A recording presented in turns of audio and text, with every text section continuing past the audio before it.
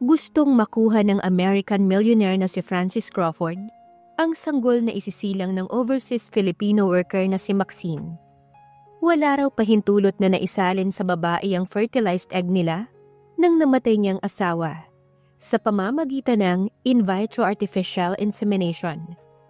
Gusto namang magkaroon ng anak ni Maxine pero wala siyang kakayahan kaya ipinaanod ng asawang si Luis ang kanilang kasal. Paano kung mag-cruise ang landas nila ni Daniel? Panibagong kabiguan kaya ang mararanasan niya sa pag-uusap nila ni Francis? O makakamtan niya na ang pangarap at isang panibagong pag-ibig? Magandang araw, Angels! Isang series story muli ang nais kong ibahagi sa inyo na sana ay magbigay inspirasyon at kilig sa bawat isa. Pero bago tayo magpatuloy, kung bago ka pa lamang sa aking channel ay paki-like po ng ating video, pa-click din ang subscribe button, gayon din ang bell icon para lagi kayong updated sa mga parating ko pang uploads. Masaya ang anibersaryo ng kasal ng mga magulang ni Luis Molasgo dahil naroon lahat ang kanilang mga kapatid at malalapit na mga kamag-anak. Dala ng mga ito ang kani-kanilang mga anak, kaya napapalibutan ng mga bata ang malawak na hardin ng hasyenda ng pamilya. Halatang nasiyahan si Luis sa pakikipaglaro sa mga pamangkin niya, sa mga kapatid at mga pinsan, lalo na't mahilig ang lalaki sa mga bata. Malungkot naman na pinagmamasdan ni Maxine ang asawa niya, dahil alam niya na gustong-gusto na nitong magkaanak sila. Magtatatlong taon na silang kasal, at napakadalas na may nangyayari sa kanila, pero hindi pa rin sila nabibiyayaan ng kahit na isang supling. Nang tumuntong sa ikalawang taon ng pagsasama nila, pinatigil na ni Luis si Maxine sa pagtatrabaho. Assistant manager ang babae sa isang maunlad na cosmetic company. Baka masyado kang napapagod kaya hindi tayo makabuo, sabi ni Luis. Hindi mo naman kailangang magtrabaho. Pinapayagan lamang kita para malibang ka habang nasa trabaho ko. Agad siyang pumayag sa kagustuhan ng asawa. Nag-resign kaagad si Maxine sa kanyang pinapasukan at ipinasya na manatili sa bahay at aasikasuhin na lamang si Luis. Mula sa mayamang angkanang lalaki at maayos ang trabaho nito. President and General Manager ito ng isang rural bank na pag-aari din ng pamilya nito. Kilala ang angkan ni Luis sa kanila sa Quezon. Nitong mga huling araw nga ay panayang dalaw ng ilang mga taga-roon sa kanila dahil gusto ng mga ito na ikandidato si Luis para maging alkalde. Alam ni Luis na gusto din ito ng asawa niya dahil mahilig sa politics si Luis. Nahinto ang pag-iisip niya nang yayain siya ng isa sa kanyang mga hipag na makipagkwentuhan sa mga ito. Lumapit ang isa sa mga pinsan ni Luis nang makitang karga ng lalaki ang anak nito. O Luis, mukhang enjoy na enjoy kang makipaglaro sa mga bata. Puna ni Albert at hinaplos ito sa likod. Siya nga pala, wala pa ba kayong anak ni Maxine? Umiling si Luis. Wala pa nga eh. Ewan ko nga ba. Medyo matagal na rin kaming kasal. Baka naman kulang sa lambing. Naku, sobra-sobra na nga eh. Araw at gabi, panay ang overtime. Ganting biro ni Luis. Nag-isip naman si Albert. Baka naman may problema sa inyong mag-asawa. Tsak na hindi ako. Agap kaagad ni Luis. Kilala mo ang pamilya namin. Napakarami kong mga anak. Bakit hindi kayo magpa-check up na mag-asawa? Alam mo kasi kung minsay baka may dapat kayong gawin. Minsan ay may mga lalaking mahina ang sperm. Kaya wala nang halaga kapag nagpang-abot sila ng egg cell ng babae. Paliwanag ni Albert. Ganon ba yon? Aba, oo. Yung kasamahan ko na matagal ding hindi magkaanak ay wala namang problema. Kaso hindi rin magkaanak. Kaya nagpa-check up rin at nagawa naman ng paraan. Ngayon, 3 na ang mga anak nila. Ano naman ang naging dahilan ng pagiging mahina ng sperm niya? Mahilig kasing uminom at kulang sa alaga ang katawan. Laging pagod at puyat dahil mahilig magbabad sa kasino. Huminga ng malalim si Luis. Mabuti na imungkahi mo yan, pinsan. Yayayain ko si Maxine na magpa-check up kami. Yan ang nararapat at wag na ninyong patagalin pa ito. Walang kibo si Luis habang nagmamaneho ito nang pauwi na sila. Halatang malalim ang iniisip. May dinaramdam ka ba, babe? Tanong ni Maxine sa asawa. Wala. Naiinggit lamang ako sa mga kapatid ko at mga pinsan. Ang dami na nilang mga anak. Natigilan si Maxine. Ngayon lamang isinatinig ng asawa ang nararamdaman nitong kabiguan sa hindi nila pagkakaroon ng anak. Baka naman makabuo na rin tayo. Hindi pa nga lamang siguro natin nakukuha ang tamang tiyempo. Ano pa bang tiyempong hinihintay mo? Paasik na tanong ni Luis na halatang mainit ang ulo. Pareho yata tayong walang halage. Huwag ka namang magsalita ng ganyan, Luis. Sabihin mo kung anong gusto mong gawin natin. Gusto kong magpa-check up tayong dalawa sa Dr. Maxine. Baka merong may problema sa atin o pareho tayong baog. At nang matapos ng paghihintay natin sa wala. Walang problema sa akin, Luis. Anytime. Saka dapat ay noon pa natin to ginawa. Bakit hindi mo naimungkahi? Gusto kong manggaling sa'yo mismo, Luis. Ikaw ang padre di pamilya at ayaw kitang pangunahan.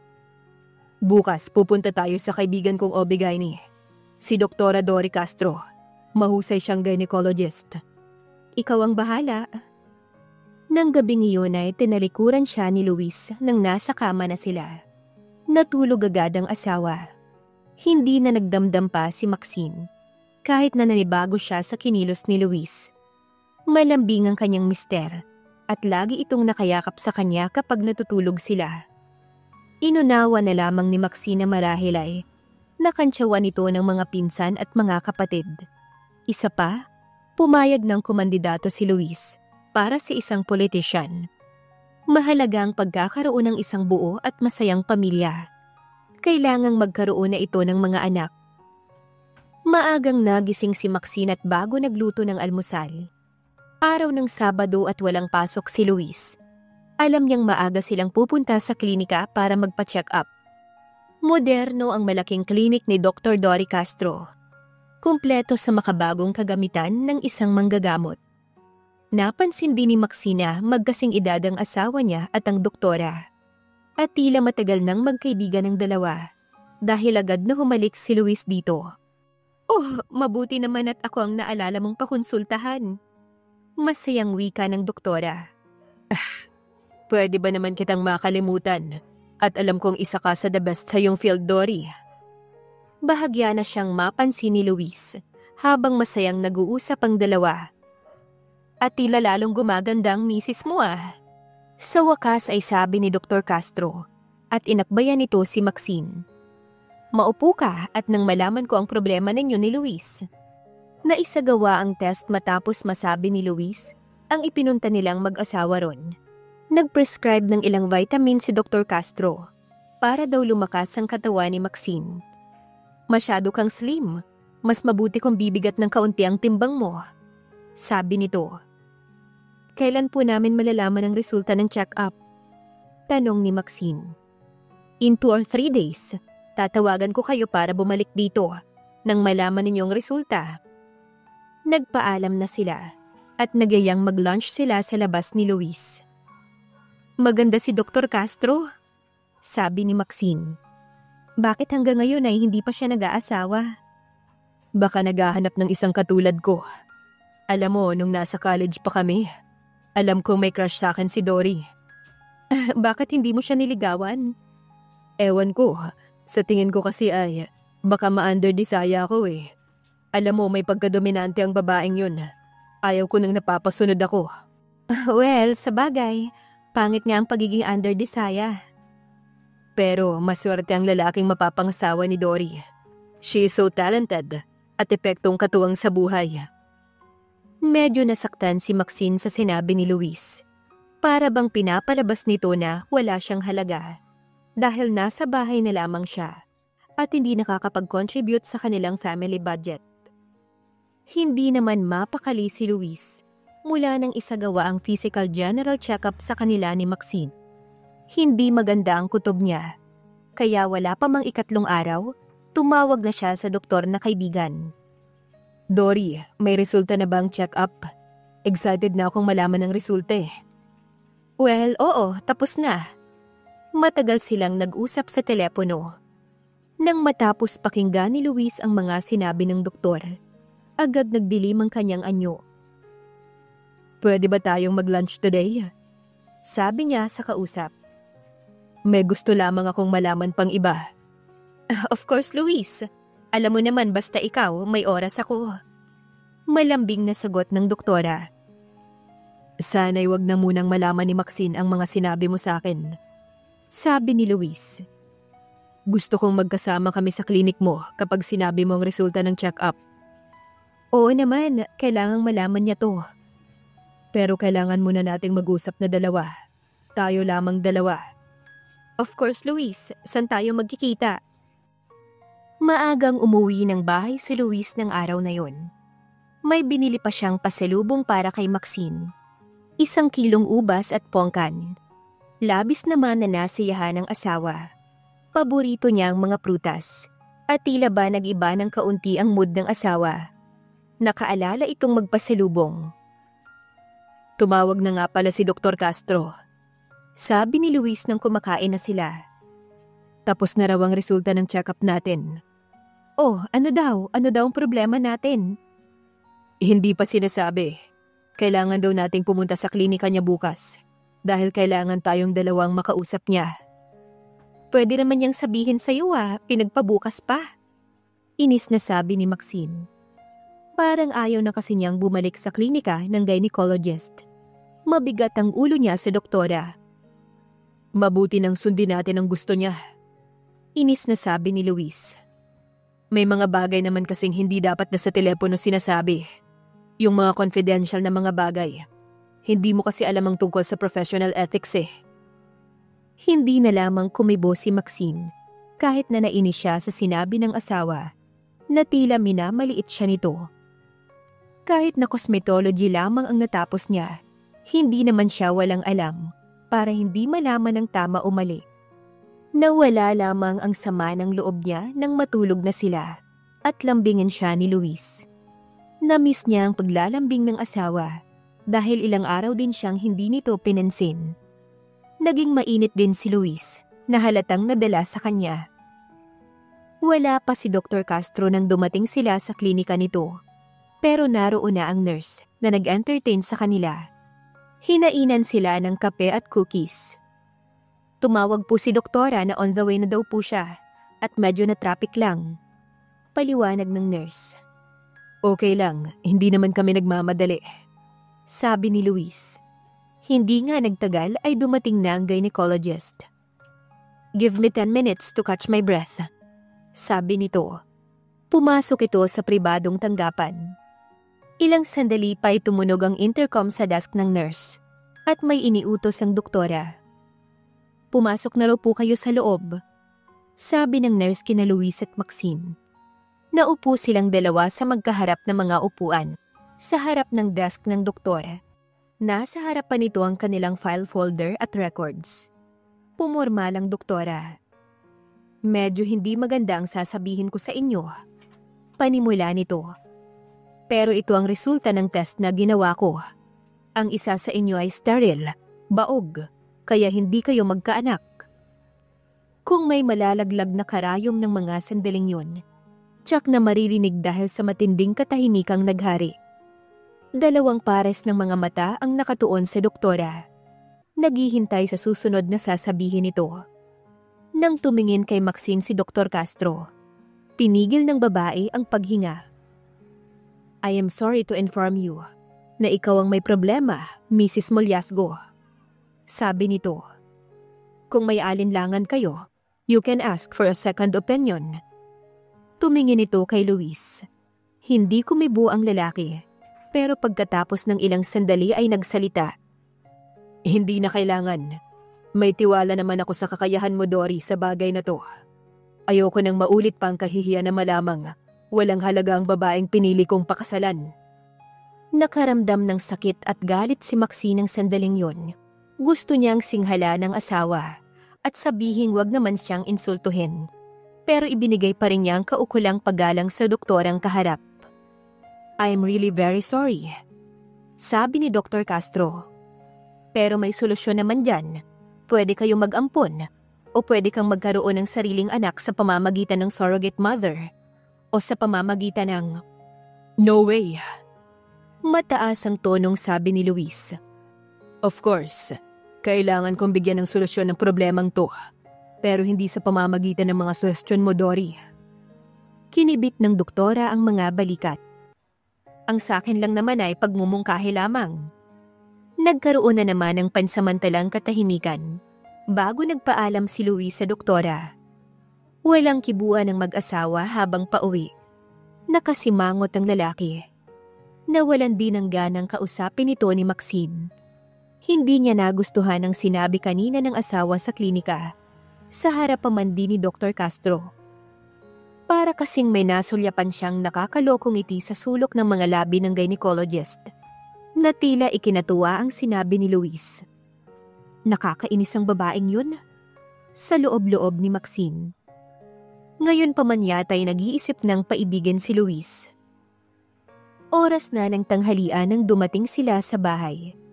Naghanda kaagad ng makakain ng mga katulong nila. Hindi ako kakain dito, sabi ni Luis. May lakad ako. Pero akala ko nag-leave ka sa opisina. Hindi nangangahulugang wala akong lakad kapag nag-leave ako, Maxine. Asik ng lalaki. Ano naman ang gagawin ko dito sa bahay? Magmumukmok? Hindi na kumibo si Maxine. Kumain siyang mag-isa dahil gutom na siya. Pero naramdaman niya na ang pagbabadya ng unang mga senyales ng isang malubhang problema. Hindi siya makapaniwalang sisisihin siya ni Luis sa sitwasyon. Hindi naman niya alam na wala siyang kakayahan na magkaanak bago sila ikinasal. Unang lalaki sa buhay niya si Luis at wala siyang naging karanasan. Bakit tila siyang pinag-iinitan ng asawa? Bigla ay unti-unti ang naging pagbabago ni Luis sa kanya pagkatapos. Ni ayaw na nitong sumabay sa kanya sa pagkain. Maagang umaalis sa bahay. Malalim na ang gabi kung dumating. Laging lasing ito at kadalasan ay sa sofa nila sa sala natutulog. Nang sumunod na mga araw ay umiba na ng tulugan si Luis. Sa guest room na ito natutulog. Kaya hindi na nakatiis si Maxine. Hindi niya matanggap na tatratuhin siya na parang may sakit na nakakahawa. Ano na ang nangyayari sa atin, Luis? Bakit ganyan ang trato mo sa akin? Hindi mo alam kung bakit? Hindi mo alam na ikaw ang dahilan para maging bigo ako na magkaroon ng mga anak at tagapagmana. Pero ano naman ang kasalanan ko? Hindi ko naman alam na. Ikinalulungkot ko pero nawala na ako ng ganang makisama pa sa'yo, Maxine. Nawala na rin ang aking pagmamahal para sa'yo. Napamaang si Maxine sa sinabi ng asawa. Pero kasal tayo. Anong gusto mong mangyari, Luis? Maging praktikal tayo. Hindi na babalik sa dati ang ating relasyon. Tinabangan na ako at tsak na maiinis ka lamang. Anong ibig mong sabihin? Maghiwalay tayo, Maxine. Hindi sa pamamagitan ng legal separation dahil kailangan maging malaya tayong mag-asawang muli. Napalunok si Maxine. Palalakad ko sa aking abogado ang pagpapawalang bisa sa ating kasal. Ipapaanal mo ang kasal natin? On what grounds? Physical and psychological incapacity on your part para maging maayos ang ating married life dahil wala kang kakayahang mag-anak. Hindi grounds for annulment ang pagkakaroon ng ganong problema. Pero isa tong physical and psychological incapacity, Maxine. Pero ang bottom line, hindi na ako maligaya sa piling mo. So set me free. Kailangan nating makalaya sa isa't isa. Gusto niyang tumutol. Gusto niyang sabihing mahal na mahal niya si Luis at papayag siyang magkaroon ito ng anak sa iba. Pero sinabi na ni Luis na hindi na siya mahal nito. Ano pa ang halaga ng kanyang sasabihin? Napabuga siya ng hangin. Kilala niya si Luis. Kapag may gustong mangyari, hindi ito titigil hanggat hindi nasusunod ang gusto. Mayaman ang asawa. Kayang-kayang paikuti ng batas para mapaanal ang kanilang kasal. Ayaw na niyang ibaba pa ang kanyang pride. Ayaw niyang magsumamo at lumabas na nakakatawa o naghahabol. Itinaas ni Maxine ang kanyang baba. Ikaw ang bahala, kung yan ang gusto mo, Luis. Bukas na bukas din ay aalis ako dito sa bahay mo, habang nilalakad mong annulment natin. I don't care what you intend to do. Matabang na sabi ni Luis at iniwan na siya. Naramdaman ni Maxine na nangangatog ang buo niyang katawan sa pagkabigla. Hindi siya makapaniwalang ito ang lalaking halos magmakaawa sa kanya sa panliligaw nun. Nang tanggapin niya ang pag-ibig ni Luis, ayaw pa sana niyang pakasal dito. Marami pa siyang gustong gawin sa buhay.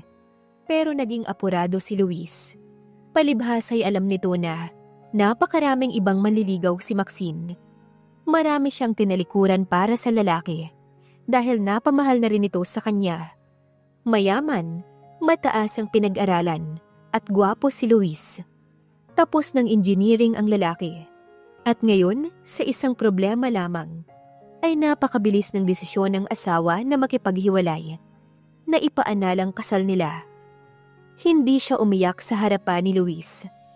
At saka na lamang niya pinalaya ang mga luha at sama ng loob nang makaalis siya sa kanilang conjugal home at umupa ng sariling apartment. Hindi siya umuwi sa kanila para bigyan pa ng problema ang mga parents niya. Hihintayin niyang matapos ang marriage annulment at saka pa niya sasabihin ang lahat sa kanyang pamilya. Ano ang kahihinatnan ng paghihiwalay ni na Maxine at Luis? At paano magtatagpo ang landas nila ni Francis? Abangan sa susunod na kabanata. Maraming salamat po.